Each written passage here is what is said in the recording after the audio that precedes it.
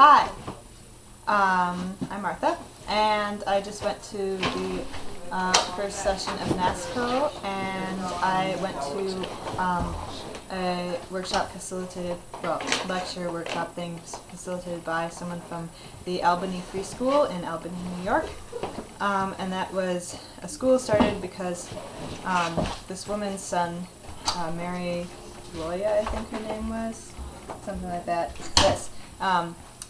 She was, her son was not doing well in school. He really hated it. He hated going to school. He was like completely depressed by it. And he's like, "Mom, can I just not go to school?" And she was like, "Sure, we'll just do it here. That's fine. Like, I see how school's not helping you at all." And so then his friends were like, "You're not going to school? Your mom's just doing school? Can we just come over and just not go to school and go to your school?" He's like, "Okay." And so then it was like 5 or 6 families, and then that grew to be like 15 families, and then they finally decided to like incorporate in an actual school and get a building. And she got this building that was, what was it, an old it used to be something else, and they got it for like $5,000 or something, something ridiculously cheap, and then she just paid for it because it was in this sort of this neighborhood that had gotten divided up by some projects from the government, and so everything was just disjointed, and so people were leaving, and so there were all these buildings that you could just buy, and so she did that, and now the school has 60 students, or 58 students from K through 8, and they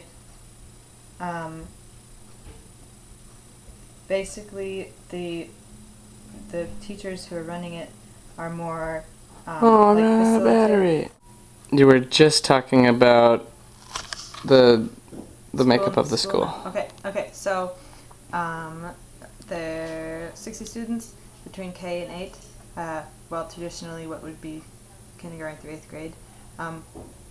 They are divided sort of into age groups, but that wasn't because the school had decided that. It was because the kids themselves wanted some sort of peer group to be with. It originally started out being like a one-room schoolhouse, no grade divisions.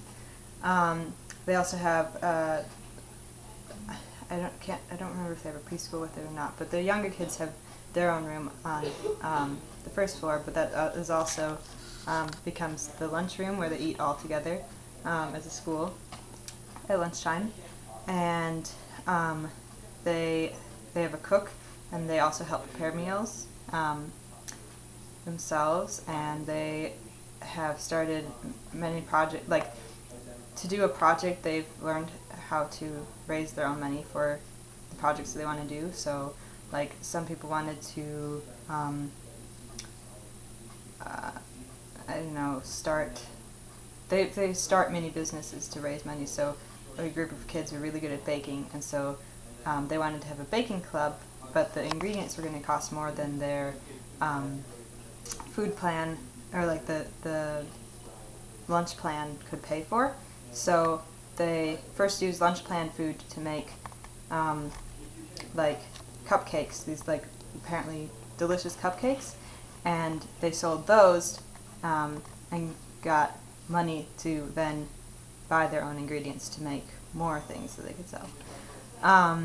And the teachers all have a like main area that they're interested in. Like, there's an art teacher, and music, like person who does music, person who is the cook in charge of food. But they also have an age group that they work with everything. So their primary thing is what they're interested in, but then they also teach other things. They really also have a strong literacy program. They don't really have many like set things, but they really believe that reading is a big deal, and they want all their kids to be able to read and read it very well, and because that's a way that people engage in society, to get information and things, is a lot of it's through reading, so that's a big point that they have.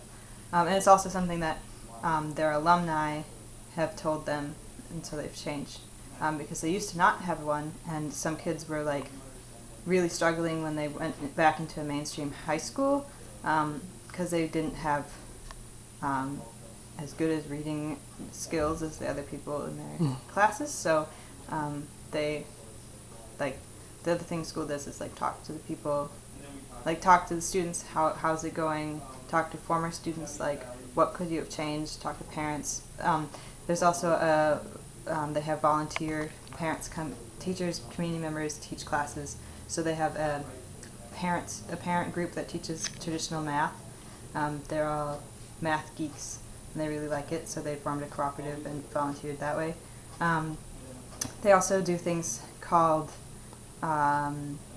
virtual trips, where they a lot of the kids are from different ethnic backgrounds, and so each they have immigrant people or people who have immigrated in their family. So they they pretend to be in a plane and they all fly to whichever country they're doing, like I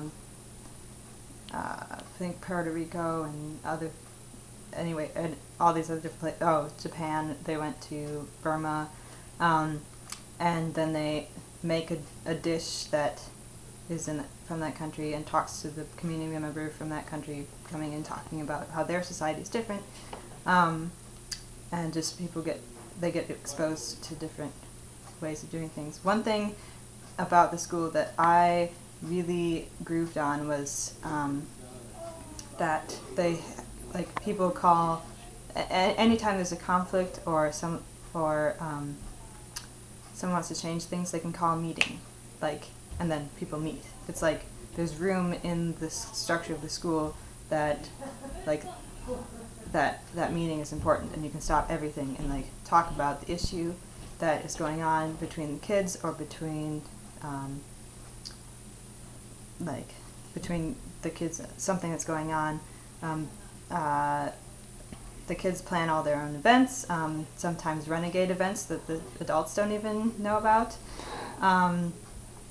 And the older kids are in complete interaction with the younger kids. So the 8th graders really have a sense of where the elders, they're actually, the little kids are looking to us to be role models. And because they're in constant contact with younger kids and actually teaching them things, it really enforces that. Because in a regular school you could say that to a lot of people, but because they're not actually in direct contact with anyone younger than them, it's really difficult to see that and feel that.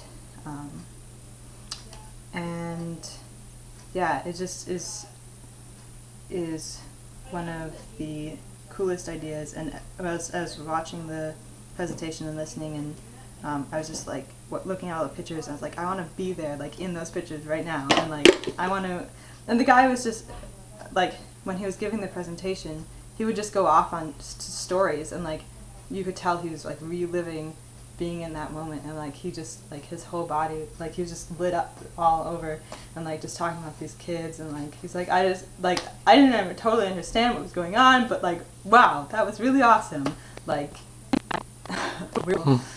Still don't get that game, but someone wanted to give a seminar, so we did that, and they went to the zoo, and the gorilla started having sex, and so then we had to have a whole talk about that. But people were super interested, and it was crazy, but it was cool, and all these stories. He just had the whole presentation was a storytelling event for him and us, so it was really cool. Do they get funding through the state? Are they a public school? They're a private school. Oh, that's another cool thing, is they're run on a sliding scale. So the students' families pay as much as they can of the tuition. And then, so if anyone wants to go there, they can. And the people are paid, teachers who work there, they said they just get paid from whatever the excess is after they pay their bills.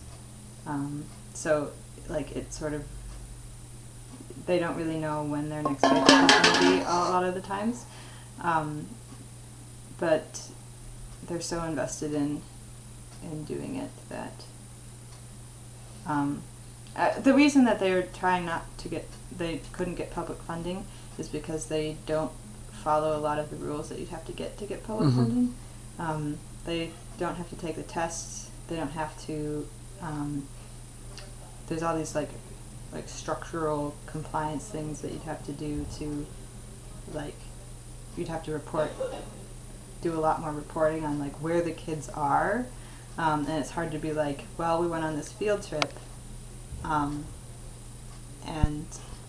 they learned a lot, but you can't really Can't put test that them on the and be standardized like, test. yeah. So, and so that's the reason they're private is mostly because they want to be able to get around all these regulations that public or charter schools have to. So how does the degree process work? It still applies as...